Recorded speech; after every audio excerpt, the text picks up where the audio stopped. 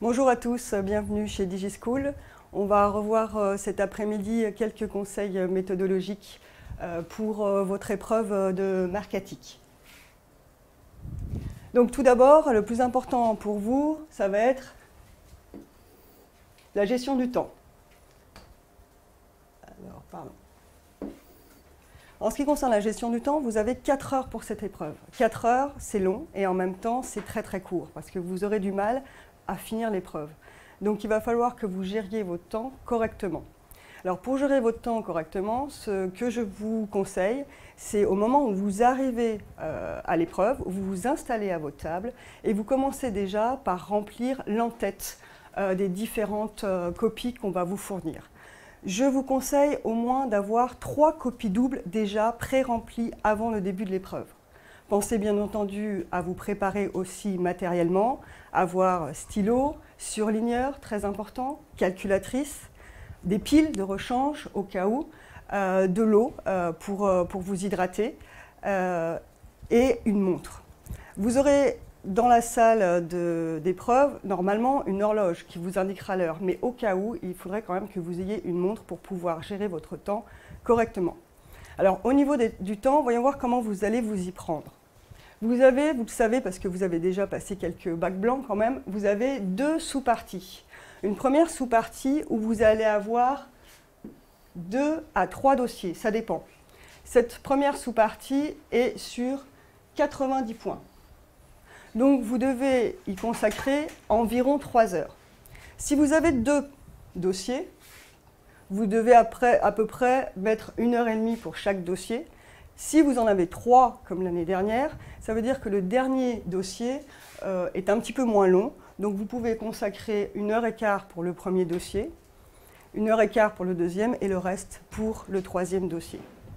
Il faut absolument que vous consacriez au moins 1 heure pour la question de gestion. Cette question de gestion vous rapporte 30 points. Donc c'est important que vous y passiez au moins 1 heure. On va passer maintenant à la première sous-partie, donc sujet de gestion. Le temps consacré pour cette première sous-partie, donc je vous l'ai dit, est de 3 heures. Il faut que vous preniez un temps pour chaque dossier pour lire correctement l'ensemble de questions qui vous sont posées avant de passer sur la lecture des annexes. Donc, vous allez d'abord prendre chaque question et vous allez surligner les mots-clés de chacune de ces questions. Si on prend l'exemple du sujet de l'année dernière, vous avez par exemple ici sur la question 1.1, évolution. Donc en ce qui concerne l'évolution, on va vous demander ici de calculer forcément un taux d'évolution. Sur la question 1.2, vous avez facteur explicatif. Donc là aussi, c'est un mot-clé. Pour chacun de ces mots-clés, je vous conseille de noter soit directement sur votre sujet, soit de prendre un brouillon à côté pour lister tous les concepts qui vous viennent à l'esprit et qui concernent cette notion, toutes les connaissances que vous avez vis-à-vis de cette notion. Donc, par exemple, facteur explicatif, on sait qu'on a les facteurs individuels, les facteurs sociologiques, il va y avoir le profil, les attentes, les influenceurs, posez tout ce que vous savez. De même ici, pour l'évolution du chiffre d'affaires, on vous demande un taux d'évolution. Notez la formule du taux d'évolution, soit directement sur votre sujet, soit encore à côté du brouillon. Et vous faites ça pour toutes les questions du même dossier. Ça va vous prendre peut-être 10 minutes, au maximum un quart d'heure. Mais ce n'est absolument pas du temps de perdu. Ce qu'on attend de vous ici, c'est de voir si vous avez les connaissances. Et donc, c'est important de les noter pour vous, pour savoir ce que vous allez ensuite rechercher dans les annexes. Deuxième chose, identifiez les questions qui seront le plus valorisées, puisque vous ne savez pas pour chaque question combien de points ça vous rapportera. Donc, si on regarde ces questions qui sont là, la première question, vous allez devoir faire des calculs. Donc, ça va vous prendre du temps. Vous allez devoir ensuite analyser ces calculs. Ça veut dire que cette première question va valoir des points. Pareil pour la deuxième question, vous savez que dans les facteurs explicatifs, il y a beaucoup de choses à dire et beaucoup de connaissances à donner. Donc là aussi, c'est forcément une question qui va rapporter beaucoup de points. C'est donc des questions sur lesquelles vous devez passer beaucoup de temps. Sur les questions, ensuite, les étapes du processus d'achat et les éléments qui caractérisent le positionnement et le positionnement de la marque, là, vous pourrez faire des questions plus courtes. Donc voilà comment, en fait, vous devez bien comprendre les questions, voir celles qui vous rapportent le plus de points pour gérer correctement votre temps. Troisième chose, soyez attentifs aux verbes qui sont utilisés. Notamment sur la première question, vous voyez que le verbe utilisé est « analyser ». Ça veut dire qu'ici, par rapport aux calculs que vous aurez faits, on va vous demander non pas de les décrire, mais de tirer une tendance, une marque, une évolution, quelque chose, un fait marquant. C'est ça qu'on attend de vous dans l'analyse. Une fois que vous avez lu l'ensemble de ces questions, vous pourrez ensuite vous reporter aux différentes annexes. Alors, pour vous aider, au début du dossier, vous aurez un intitulé qui va s'appeler « Travail à faire » et vous aurez entre parenthèses annexe 1, par exemple, à annexe 3 pour le premier dossier. Ça veut dire que toutes ces questions du premier dossier auront trait à ces annexes 1 à 3. Et en général, les annexes sont dans l'ordre des questions. Ça veut dire que pour la question 1.1, l'évolution ici du chiffre d'affaires, vous retrouverez ça dans l'annexe 1. Pareil, question 1.2 et 1.3 dans l'annexe 2. C'est donc dans l'ordre. Comment vous allez faire pour vous repérer? Faites attention, lisez bien les titres des annexes. Ça vous donne des indications essentielles sur ce qu'il y a dedans. Vous voyez ici, je vous ai remis annexe 1, le titre était « Le chiffre d'affaires du marché ». Donc vous savez qu'avec cette annexe 1, vous pourrez répondre à la question 1. Donc là, après, une fois que vous avez su ça, vous pouvez vous mettre à la structure, à la réponse de votre question. Et ensuite, vous passez à la question 1.2. Vous savez que dans l'annexe 2, quel est le comportement des consommateurs? Vous allez trouver les réponses à votre question 1.2.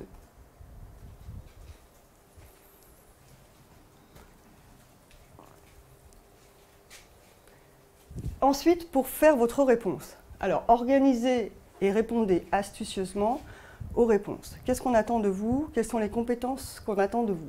Alors évidemment, on attend des connaissances. C'est pour ça qu'au début, vous avez noté vos mots-clés sur soit votre sujet, soit votre brouillon. Donc moi, ce que je vous conseille, c'est d'essayer de le définir. Par exemple, définissez positionnement. C'est un terme intéressant. Et là, vous pouvez montrer vos connaissances. Ensuite, deuxième élément, structurez votre réponse. Surtout dans les questions qui sont longues. Par exemple, sur une question sur le facteur explicatif du comportement d'achat, vous savez que la réponse va être longue. Structurer, ça veut dire que vous allez mettre en avant la première partie, les facteurs par exemple individuels, la deuxième partie sur les facteurs sociologiques. Et essayez de mettre en avant les mots-clés que vous utilisez, par exemple en les soulignant. Ensuite, illustrer et prouver. Qu'est-ce que ça veut dire? Vous allez aller rechercher ensuite dans les annexes les éléments qui vont pouvoir montrer que le positionnement de l'entreprise est haut de gamme ou est développement durable. Vous allez pouvoir aussi montrer par des calculs l'évolution du chiffre d'affaires. Il faut à la fois mettre des éléments de cours, de connaissances, mais montrer aussi qu'on est capable d'aller rechercher dans les annexes les éléments qui permettent de prouver ce qu'on a à dire.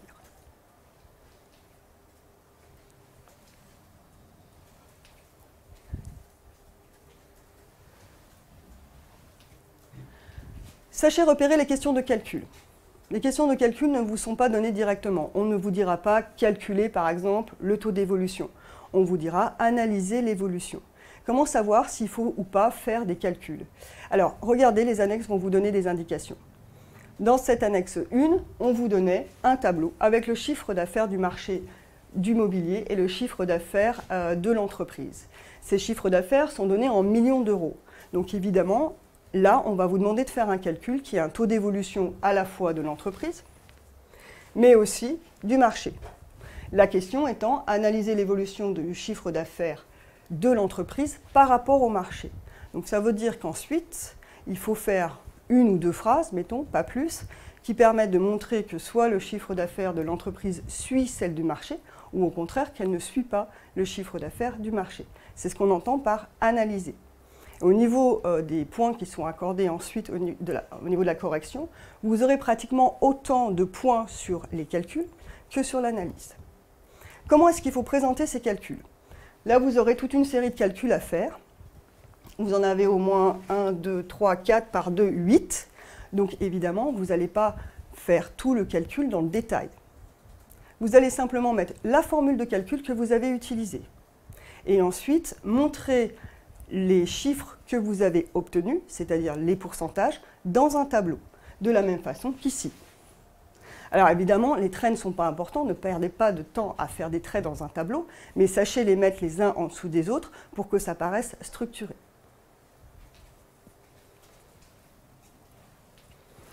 Au niveau de la présentation, vous allez numéroter les questions, mais vous n'êtes pas obligé de reprendre la question, puisque ça vous ferait perdre trop de temps. Vous devez absolument aussi faire une feuille double par partie. Donc, disons que sur la première sous-partie, vous avez 2 dossiers, ça veut dire 2 feuilles doubles, plus ensuite un dossier pour la question de gestion. Donc, 3 feuilles doubles dès le départ. C'est pour ça que vous devez remplir les en-têtes avant même de commencer votre épreuve. Ça vous permet en plus de vous mettre dans votre bulle, de vous concentrer sur ce que vous avez à faire.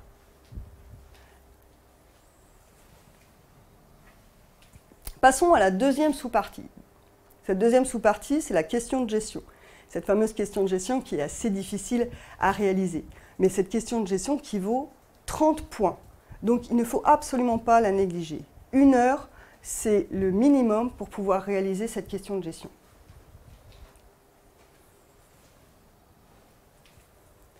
Je vous conseille de faire un brouillon. Autant pour la première sous-partie, il n'est pas nécessaire de faire du brouillon, ou même vous aurez du mal à faire un brouillon. Vous n'aurez pas le temps nécessaire pour le faire. Mais pour cette question de gestion, prenez le temps de faire un brouillon. Disons à peu près 15 minutes. Dans ce brouillon, d'abord, regardez la question de gestion qui vous est posée et repérez les mots-clés, le vocabulaire marketing. Donc ici, par exemple, dans cette question de gestion, il y avait le sujet, la marque suffit-elle à créer de la valeur perçue? On a donc 2 mots-clés, d'abord la marque et ensuite la valeur perçue. Donc, définissez correctement ces 2 termes pour éviter ensuite de faire un hors-sujet. Dans votre brouillon, vous allez faire ce qu'on appelle un peu le jeu des patates. Donc, vous avez votre question de gestion que vous avez remise ici. La marque suffit-elle à créer de la valeur perçue? Et vous savez que vous devez faire un plan, disons, en 2 parties. Donc, un plan oui, on va dire, et un plan non. Ou un plan oui, mais ça ne suffit pas, on a aussi d'autres éléments. À peu près toutes les questions de gestion se ressemblent dans la manière de structurer sa réponse. Donc vous voyez qu'ici, votre question de gestion, première partie là, oui, la marque peut suffire à créer de la valeur perçue. Et là, j'essaye de trouver des mots-clés qui vont venir dans ce sens. Donc là, j'ai par exemple trouvé, oui, la fonction de la marque. Qu'est-ce que ça crée ici? Ça permet de valoriser le consommateur. Ça permet de diminuer le risque perçu. Ça donne du sens. Il faut que j'en trouve d'autres. Je vais partir ensuite sur la valeur perçue. Je connais mes 3 composantes de la valeur perçue. La valeur de signe, la valeur hédonique, la valeur d'usage. Donc je les pose aussi sur mon brouillon. Et puis je peux parler aussi de l'image de marque, de la notoriété. Ici, vous allez essayer de mettre tous les mots qui vous viennent à l'esprit. Ensuite, vous passez à votre seconde partie, qui est en général la plus difficile, puisqu'elle correspond entre guillemets au non. Ou alors, oui, mais ça ne suffit pas. Donc ici, on peut choisir, oui, mais la marque ne suffit pas, il y a d'autres choses.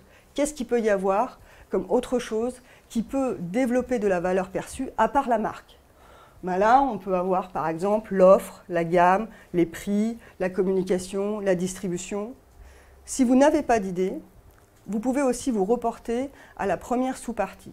Il y aura forcément eu des questions qui vont vous aiguiller, qui vont vous donner des débuts de réponse. Et donc, ça vous aidera à trouver des indices pour cette question de gestion. Une fois que donc, vous avez fait ce jeu des patates, ça va vous donner tous les mots-clés que vous allez devoir réutiliser dans votre question de gestion. Après, il va falloir savoir comment les organiser correctement. Donc, essayez de faire à peu près 2 arguments par partie. Dans un argument, on va avoir une idée très générale. C'est là où on va reprendre les mots-clés qu'on a vus ici. Par exemple, La marque permet de valoriser le consommateur, c'est une idée générale qu'on va mettre ici. On va mettre un connecteur logique, par exemple, et ensuite on va aller rechercher dans les annexes, donc ici c'était Qui est Paul, dans les annexes, une illustration. Donc on voit bien que pour Qui est Paul, la marque permet de valoriser le consommateur car elle développe des éléments de développement durable. Et enfin, on remet un connecteur, donc on voit bien que la marque permet d'augmenter la valeur perçue du consommateur. Donc un argument, disons qu'avec ces trois parties-là, ça doit faire à peu près, disons, 3-4 phrases. Essayez de faire des phrases qui soient courtes. Hein. Évitez les qui, que, etc. qui se superposent dans les phrases. Là, donc, je vous ai mis un exemple, un autre exemple. Donc on part de la marque. La marque permet un positionnement. Ce positionnement de valeur de signe va donner une valeur de signe au consommateur. Qui est Paul est 100% recyclable, ça c'est notre illustration. Elle permet au client de montrer son attachement à ces valeurs. La marque permet donc d'augmenter la valeur perçue. Voilà. Et de cette façon-là, il vous sera beaucoup plus facile d'imaginer les différents arguments et de voir comment commencer chacun de ces arguments. En introduction, je vous rappelle que vous mettez la définition des termes, vous rappelez la problématique, vous proposez votre plan, et puis une petite conclusion qui peut éventuellement synthétiser les deux parties. Soyez attentifs surtout à l'orthographe. Soyez attentifs au style. Vous êtes noté sur 120, mais vous savez qu'ensuite, votre note, elle est ramenée sur 20. Donc il va y avoir forcément des arrondis. Et ces arrondis, on ne peut pas les mettre. Donc soit votre note va être à l'entier supérieur, soit à l'entier inférieur. En fonction de quoi le correcteur va décider de l'un ou l'autre, ce sera forcément en fonction de l'ensemble de votre copie, de la façon dont elle est présentée, de votre écriture, de votre style, mais aussi et surtout de votre orthographe. Donc essayez de prendre au moins 5 minutes pour vous relire, pour voir si vous n'avez pas oublié des mots, pour vérifier des orthographes, les S, les ENT, etc. Ça donne une vision globale de votre copie. Pour rédiger et se relire, donc 45 minutes, puisque vous aurez passé 15 minutes sur votre brouillon, à chaque idée, un paragraphe. À chaque fois que vous avez fini un paragraphe, vous pouvez sauter une ligne pour recommencer une autre idée. Ça permet de montrer au correcteur que vous avez une pensée structurée et synthétique. Faites des phrases courtes, hein, comme je vous l'ai dit, et soignez votre orthographe pour pouvoir récupérer le maximum de points, notamment sur les arrondis, mais même sur la valorisation aussi de votre question de gestion. Voilà, j'espère que je vous ai donné un maximum d'idées et de réponses. Maintenant, si vous avez des questions, je suis à votre disposition. Quelques petits conseils qui sont pour ceux qui passent le bac STMG en candidat libre. Le bac STMG en candidat libre, pour l'épreuve écrite, elle n'a aucune différence avec ceux qui passent avec les lycées. La plus grosse difficulté, c'est de se préparer soi-même. Donc, est-ce que la question peut être sur les supports? Qu'est-ce qu'il faut utiliser pour pouvoir réviser? Les anabacs sont assez bien faits, donc vous pouvez très bien utiliser ces supports-là. Et reprenez aussi les sujets de l'an passé. Vous avez aussi les corrections qui quelquefois sont données, notamment sur le site DigiSchool. Entraînez-vous. Entraînez-vous notamment sur la question de gestion. Essayez de faire des plans, essayez de jeter des idées sans forcément aller jusqu'à la rédaction. Et faites des sujets en entier. Faites-en au moins 1 ou 2 avant le début de l'épreuve. Pour la question de gestion, il faudrait faire combien de lignes pour l'introduction? Alors, il n'y a pas vraiment de ligne précise, mais disons qu'il ne faut quand même pas dépasser une demi-page. Sachant que la question de gestion au maximum doit faire 2 pages. Donc vous voyez qu'une introduction qui fait une page en entier est déjà beaucoup trop longue. Donc une moitié de page, c'est déjà le maximum. Quelle est la méthodologie pour répondre à la question de gestion? La méthodologie pour répondre à la question de gestion, c'est d'abord se poser la question sur les termes, de les définir correctement pour ne pas faire de hors-sujet. Et de voir les deux parties, puisque dans une question, il y a forcément une réponse, mais la réponse, elle ne peut pas aller que dans un seul sens. Elle sera forcément oui, non, ou oui, mais. Et donc, il faut présenter les deux aspects de cette question de gestion. Est-ce que c'est obligé de mettre les formules des calculs sur la copie? Alors, en ce qui concerne les formules de calcul, est-ce qu'il faut les mettre sur la copie? Alors, moi, je vous conseille de les mettre sur la copie. Une formule de calcul ou au moins un exemple, l'un ou l'autre. Mais ensuite, si vous avez un calcul de taux d'évolution, par exemple, où vous devez présenter une dizaine de calculs, vous n'allez pas présenter 10 formules, ni 10 exemples de calculs. C'est pour ça que vous en présentez une seule formule, et le reste, vous présentez vos résultats dans un tableau. Est-ce qu'on peut avoir des calculs indispensables? Les calculs indispensables. Alors, qu'est-ce qu'on peut appeler comme calcul indispensable? C'est-à-dire les calculs qui tombent à chaque fois. Alors, vous avez souvent des calculs qui vont tomber sur les taux d'évolution. Vous avez presque un sujet sur deux où vous avez des calculs des taux d'évolution, ça c'est sûr. Et ensuite, ça va se partager. Vous avez des calculs souvent qui tombent sur le prix de vente, donc avec un taux de marge, retrouver un prix de vente TTC ou enlever une TVA d'un prix de vente TTC, donc soit on va dire à l'endroit, en partant d'un coût de revient plus une marge pour arriver à un prix de vente, ou à l'envers, partir d'un prix de vente TTC pour remonter à un coût de revient. Ensuite, les autres calculs, vous pouvez avoir le seuil de rentabilité. Voilà, ça c'est les 3 types de calculs qui tombent le plus souvent. Ensuite, les autres types de calculs, je pense par exemple aux calculs qui concernent la communication, comme le CPMU, etc. Ce sont des calculs qui tombent déjà moins souvent. Pour présenter le diagnostic stratégique, on peut faire un tableau? Le diagnostic stratégique, là, vous êtes plutôt en management et vous n'êtes pas en marketing. Donc, en marketing, vous n'aurez pas ce type de questions-là. Combien de temps est-ce qu'il faut à peu près qu'on garde pour la question de gestion? La question de gestion est une question essentielle. Elle compte sur 30 points. 30 points sur 120 points. Donc vous voyez, c'est comme si vous rameniez sur 20, c'est comme si vous perdiez 5 points. C'est très important de garder au moins 1 heure pour la question de gestion. Donc 15 minutes pour faire un brouillon, vraiment se poser, faire son plan, trouver ses idées ou au moins trouver ses mots-clés. Et ensuite 45 minutes pour pouvoir rédiger correctement et prendre les quelques minutes qui restent pour se relire et pour corriger ses éventuelles fautes d'orthographe. Est-ce que c'est bien de définir les notions avant de répondre à la question et comment rédiger les réponses aux questions sous forme de tableau, de liste pour certaines?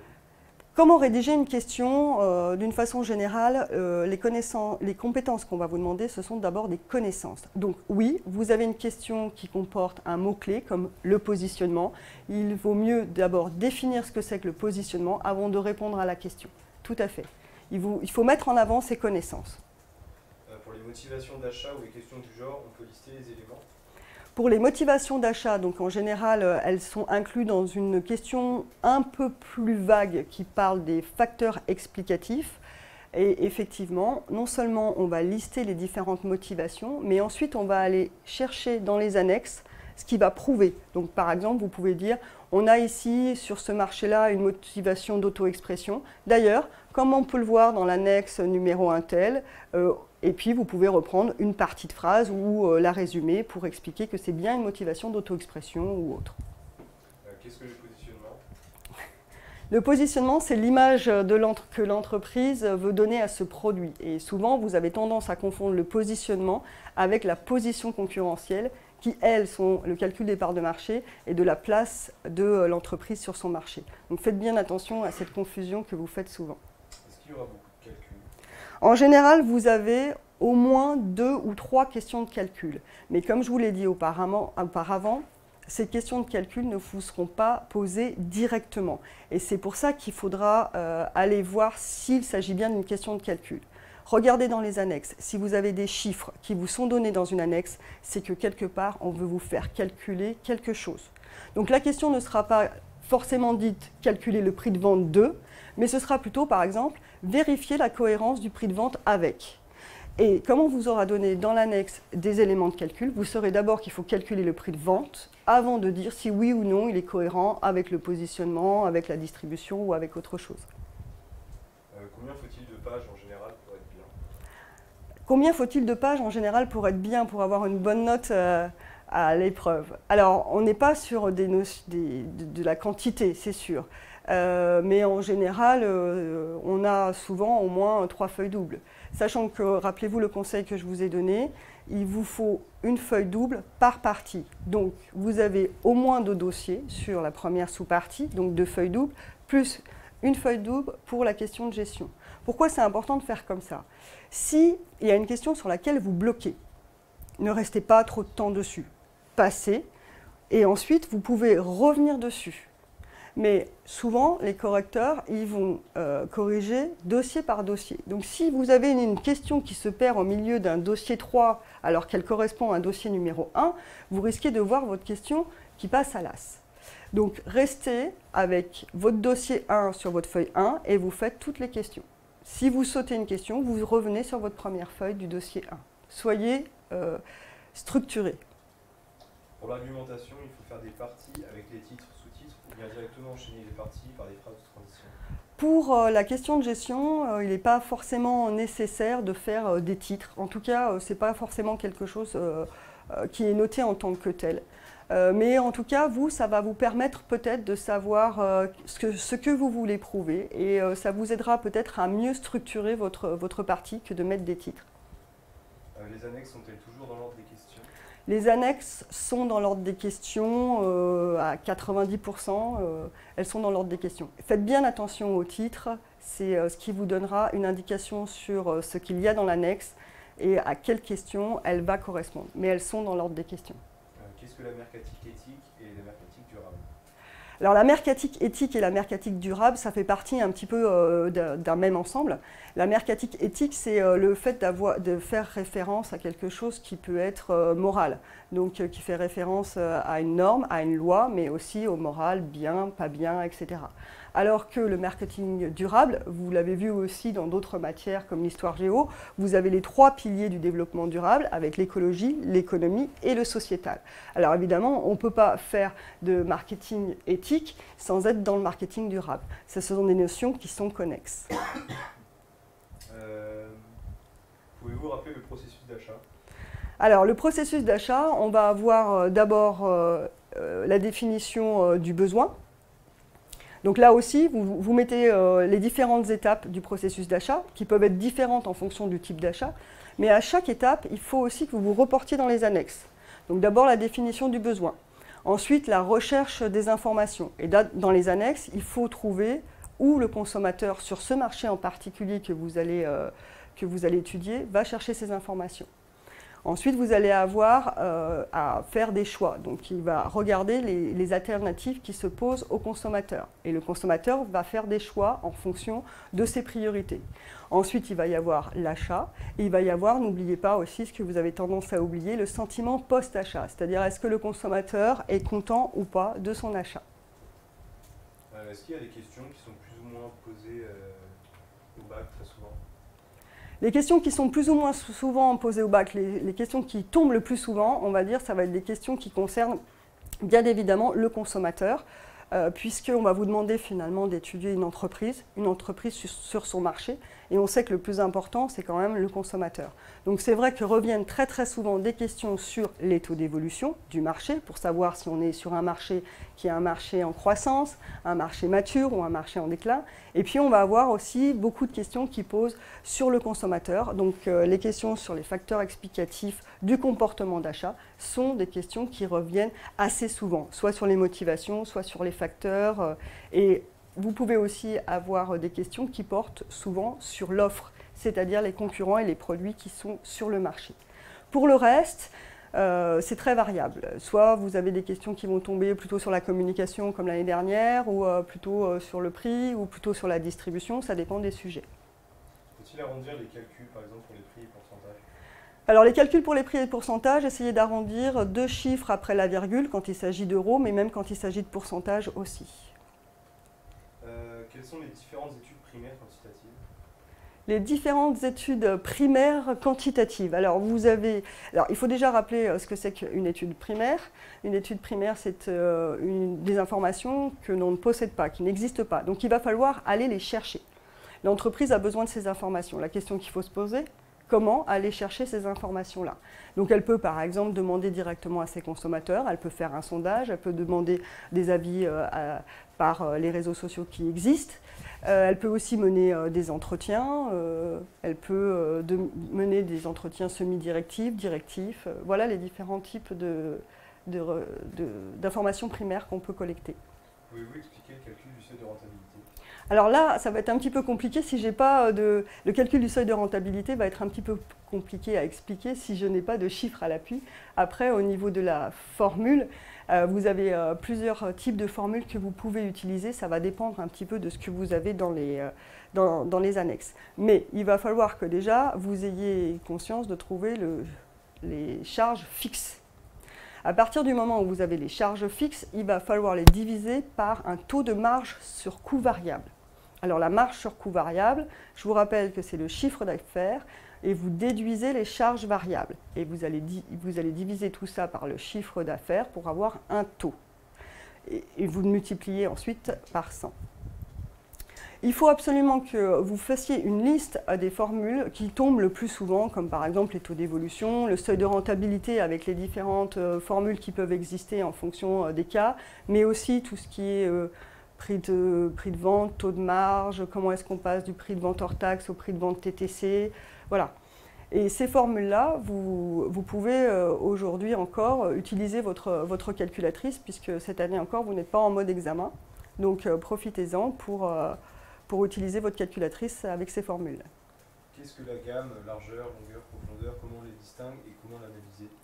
Quand on vous demande une question sur la gamme, donc une question sur la gamme, ça dépend si on vous demande sa dimension ou si on vous demande de caractériser la gamme.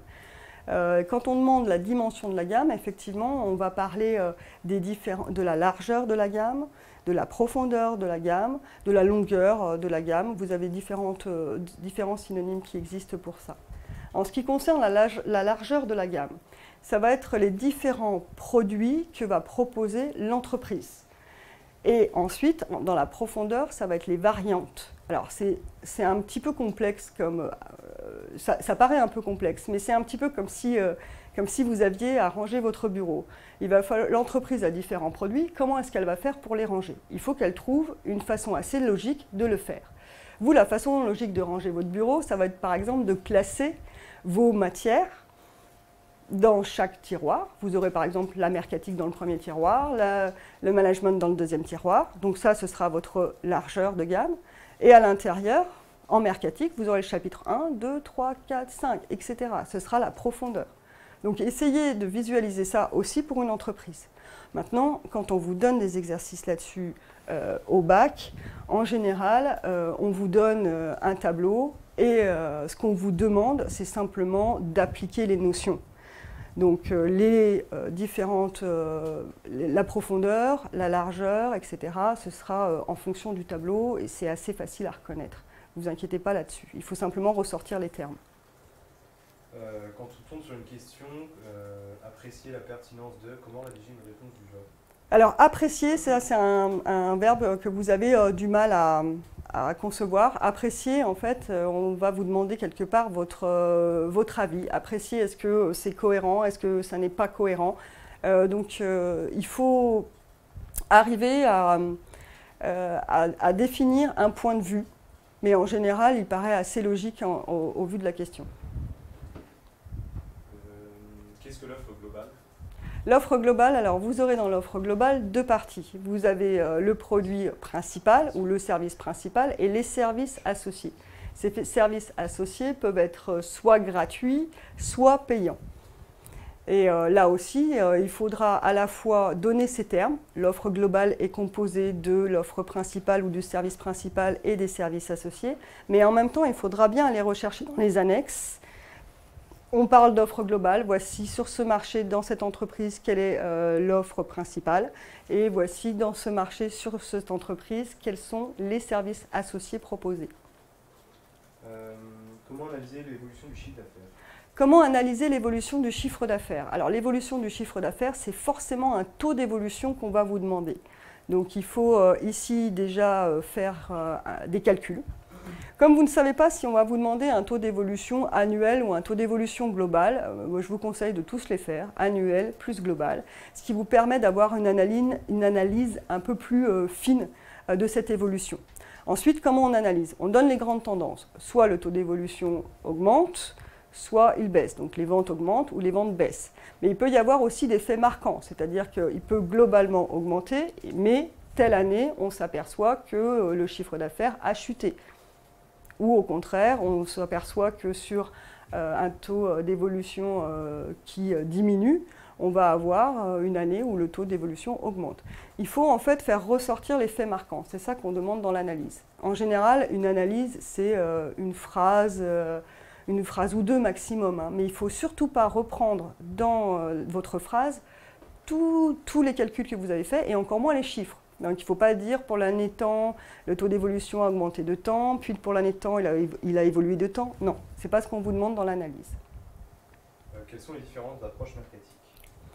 Les différentes approches mercatiques que vous pouvez avoir, ce sont les approches anticipatrices, médiatrices, réactives, proactives. La différence entre ces différentes démarches mercatiques est assez proche. Alors, dans les sujets qu'on vous demande, il se peut que vous hésitiez peut-être entre deux démarches mercatiques.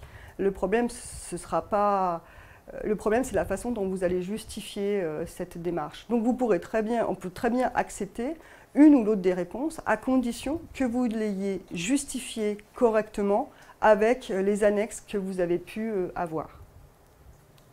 Pouvez-vous expliquer en détail les composantes de l'offre? Expliquer en détail les composantes de l'offre.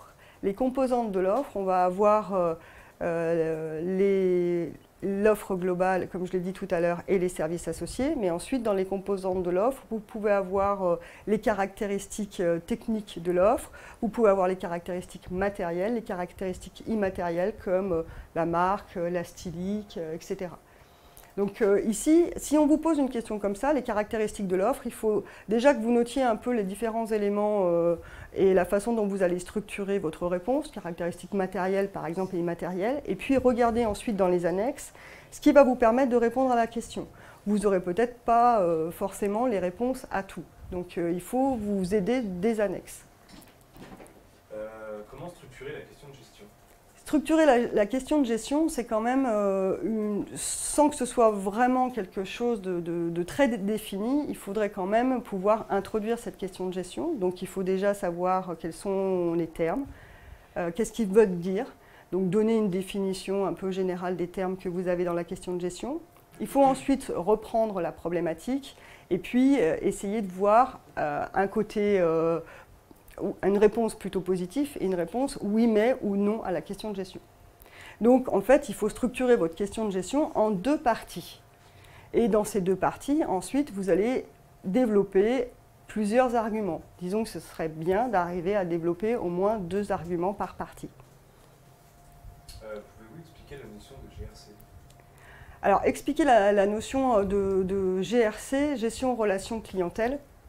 C'est une notion qui est plutôt du côté BTS. Donc, si vous voulez, ce n'est pas une notion qu'on va forcément développer beaucoup en terminale, mais c'est la façon dont on va entrer en proximité ou en communication avec le consommateur, la façon dont on va pouvoir le connaître, dont on va pouvoir le fidéliser. Donc, on a quelques outils aujourd'hui qui nous permettent de faire ça au niveau logiciel. Quelle est la différence entre le positionnement et la position de l'entreprise? Le positionnement, ça va être l'image que l'entreprise veut donner à son produit, alors que la position concurrentielle, il va falloir calculer des parts de marché, où elles vous seront données, et ensuite à vous de dire quelle est sa place sur son marché. Elle peut avoir une place première, leader, elle peut avoir une place de deuxième, challenger. Un challenger, quand même, va inquiéter un petit peu le leader en place, c'est-à-dire qu'il va avoir des parts de marché relativement proches, ou vous pouvez avoir des places de suiveurs, par exemple, qui sont des parts de marché déjà plus éloignées du leader. Obligatoire la conclusion pour la question de gestion? Obligatoire la conclusion, elle n'est pas forcément notée en tant que telle, mais c'est vrai qu'il vaut mieux quand même finir par une petite phrase qui permet simplement de rappeler les deux parties, mais vous n'êtes pas obligé de formaliser une ouverture du sujet, de faire quelque chose de trop long. Donc contentez-vous d'une petite phrase éventuellement qui va permettre de rappeler que dans la première partie on a vu ça, et que dans la deuxième on a vu ça, et puis ça suffira. Quelles sont les différentes politiques de prix et la fixation du prix? Les différentes politiques de prix. Alors, les différentes politiques de prix que vous pouvez avoir, vous avez les politiques de prix qui permettent d'avoir des prix qui sont alignés sur ceux des concurrents. On appelle ça une politique d'alignement. Vous pouvez ensuite avoir des politiques de prix qui sont supérieures aux concurrents, on appelle ça une politique d'écrémage, ou vous pouvez avoir une politique de prix aussi qui sont inférieures aux concurrents, on appelle ça une politique de développement de la demande. Après, la fixation du prix comprend des composantes multiples, on va dire. Vous allez avoir la fixation du prix en fonction des coûts de revient, et donc vous allez ajouter une marge, une TVA pour pouvoir avoir un prix de vente TTC. Vous pouvez aussi fixer vos prix donc, en fonction des concurrents, ce sont les politiques de prix qu'on a vues. Vous pouvez fixer vos prix en fonction de la demande, c'est-à-dire du consommateur, et faire éventuellement varier vos prix en fonction de ce que le consommateur va vouloir, en faisant des prix par exemple différenciés, en fonction de la quantité achetée, en fonction du moment de l'achat, en fonction des périodes, en fonction du taux de remplissage de vos capacités. Et vous avez donc aussi la possibilité de fixer votre prix en fonction du marché. C'est-à-dire que vous allez regarder un petit peu ce qui se passe sur le marché et vous allez fixer votre prix par l'aval, c'est-à-dire que vous allez partir d'un prix de vente et ensuite vous allez essayer de remonter sur un coût de revient pour avoir un prix acceptable par le marché. Comment calcule-t-on une marge? Alors, une marge, ça va se calculer en faisant la différence entre le prix de vente du produit et le coût de revient. Donc, la différence entre les deux, ça fait la marge, une marge en euros. Après, si vous voulez le transformer en taux de marge, il va falloir ensuite le diviser par le coût de revient ou le prix d'achat de votre produit. Tout dépend si vous êtes dans une entreprise commerciale ou une entreprise industrielle. Quand on nous demande de calculer les parts de marché, c'est bien avoir la position de l'entreprise en question? Quand on vous demande de calculer la part de marché, évidemment, vous devez ensuite pouvoir donner la position concurrentielle. C'est le but final. Mais on ne vous demandera pas de calculer une part de marché en tant que telle. On vous demandera d'évaluer l'offre sur le marché, d'évaluer la position de votre entreprise au regard de ses concurrents. Ce sera de ces formulations-là que vous aurez. Mais dans les annexes, on pourra vous donner le chiffre d'affaires de l'entreprise, le chiffre d'affaires de ses concurrents, le chiffre d'affaires du marché. Et à partir de ces éléments-là, vous saurez qu'il va falloir calculer une part de marché et donc du coup donner la position concurrentielle de votre entreprise sur le marché. Qu'est-ce que le taux d'élasticité et comment on le calcule? Le taux d'élasticité, c'est quelque chose d'assez compliqué. J'espère que vous ne tomberez pas dessus à l'examen. En général, ce sont des questions qui tombent moins souvent, on va dire, que les autres. Le taux d'élasticité. L'élasticité, d'une façon générale, n'est pas un taux. Mais l'élasticité, ça permet de voir si le client est sensible à une variation du prix. Donc en général, quand le prix baisse, le consommateur va avoir tendance à consommer plus. Donc on va essayer de calculer, de formaliser ce comportement à travers une formule de calcul qu'on appelle l'élasticité prix. Si on le décortique assez simplement, ça va être la variation de la demande par rapport à la variation du prix. Donc la variation, vous savez la calculer, c'est un taux d'évolution. Donc il va falloir calculer le taux d'évolution de la demande, que vous allez ensuite diviser par le taux d'évolution du prix. Et ça va vous donner un coefficient. Un coefficient qui va être soit positif, soit négatif. En général, il est négatif. Ça signifie que quand le prix baisse, la demande va augmenter. Donc plus ce coefficient, qu'on appelle petit e, est au-delà de 1, on va dire, plus en fait le consommateur est très sensible au prix. Ça veut dire que si on baisse un petit peu le prix, la demande en volume va augmenter de façon plus importante. Plus il est proche de 0 et plus le consommateur est assez insensible à une baisse des prix. La différence entre analyser l'offre et analyser la demande. Alors, analyser l'offre, ça va être analyser les concurrents qui sont sur le marché et les produits qu'ils proposent. Alors qu'analyser la demande, ça va être analyser les consommateurs sur le marché et éventuellement les clients aussi de l'entreprise. C'est donc deux choses différentes. Mais c'est vrai que si on vous pose une question, analyser le marché de l'entreprise, ça va déjà être une question qui va vous prendre beaucoup de temps en termes de réponse. Et il faudra la structurer de façon à d'abord analyser la demande, donc les consommateurs, les clients, ensuite analyser l'offre, c'est-à-dire les concurrents et les produits, et éventuellement finir par une petite analyse de l'environnement sans forcément tomber dans du management comme le serait le SWOT, mais éventuellement donner une tendance de marché. Et c'est vrai que ces questions-là, maintenant, elles se voient moins souvent qu'avant parce que c'est des questions qui sont quand même très très longues à développer. Quel est le calcul du prix de vente public? Quand on vous parle de prix de vente public, on est le prix de vente que va voir le consommateur. Donc ça signifie que c'est un prix de vente qui inclut la TVA. Pour les parties questions annexes, on ne doit pas énormément rédiger, non? C'est plus de définir et être factuel dans les réponses. Est-ce que vous pouvez répéter la question? Ouais. Pour les premières parties, questions annexes, on ne doit pas énormément rédiger, non? C'est plus être factuel dans les réponses. Pour la première partie, c'est-à-dire que c'est la sous-partie 1. Alors, ça dépend des questions. Il y a certaines questions qui vont demander des réponses assez longues et d'autres questions qui vont demander des réponses assez courtes. Et comment vous pouvez savoir si c'est une réponse longue ou une réponse courte?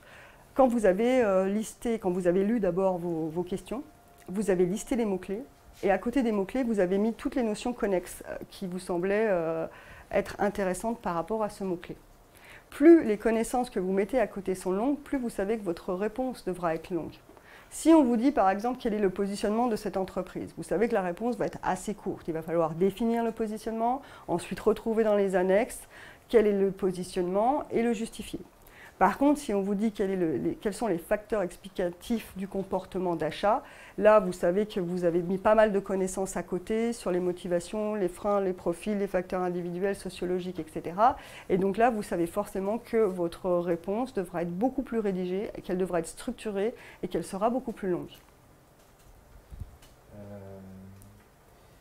Pouvez-vous expliquer la notion de ECR, Efficiency Consumer Response, et les outils tels que l'EDI, GPA, CAE? Alors, ça, ce sont des outils techniques, des outils logiciels. Ce qu'il faut comprendre, c'est pas forcément la façon dont ils fonctionnent de façon très précise, mais surtout à quoi ils servent. C'est ça qui va être important. L'ECR, c'est une façon de faire en sorte que les producteurs, par exemple un producteur de yaourt et un distributeur, un hypermarché, se mettent d'accord pour donner une réponse satisfaisante aux consommateurs. Donc plutôt, entre guillemets, de se faire la guerre sur des prix d'achat, sur des délais de livraison, etc., ils ont émis l'idée qu'il fallait satisfaire le consommateur. Que veut le consommateur? Quand il rentre dans un linéaire, dans un rayon avec des yaourts, ce qu'il aime, c'est que ce soit bien disposé, que vous n'ayez pas des yaourts avec des dates de péremption qui soient dépassées, vous voulez que le rayon soit attractif, le distributeur le veut, le producteur le veut, il faut simplement qu'ils collaborent ensemble pour satisfaire le client. Donc finalement, l'ECR, c'est ça. C'est comment faire en sorte que les producteurs et les distributeurs collaborent pour pouvoir assurer une satisfaction, donc une réponse satisfaisante aux clients. L'EDI, c'est un format informatique qui permet de faire en sorte que les entreprises puissent communiquer quand elles s'envoient des documents. Voilà.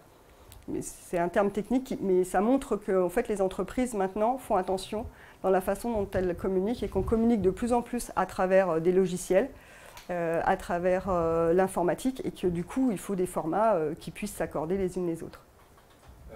Quels sont les différents indicateurs en mercatique qu'il peut y avoir? Alors, vous en avez beaucoup des indicateurs, parce que quand on parle d'indicateurs, on va vous parler de chiffres. Donc, vous avez des taux d'évolution, vous avez des chiffres d'affaires, vous avez des quantités vendues, vous pouvez avoir aussi un seuil de rentabilité, etc. Donc, en termes d'indicateurs, pensez que indicateur, c'est simplement un synonyme de chiffre. Donc, quand on vous dit quels sont les indicateurs de la demande, vous allez essayer de regarder dans les annexes quels sont les chiffres que vous repérez, comment vous pouvez les interpréter, comment vous pouvez les analyser, simplement.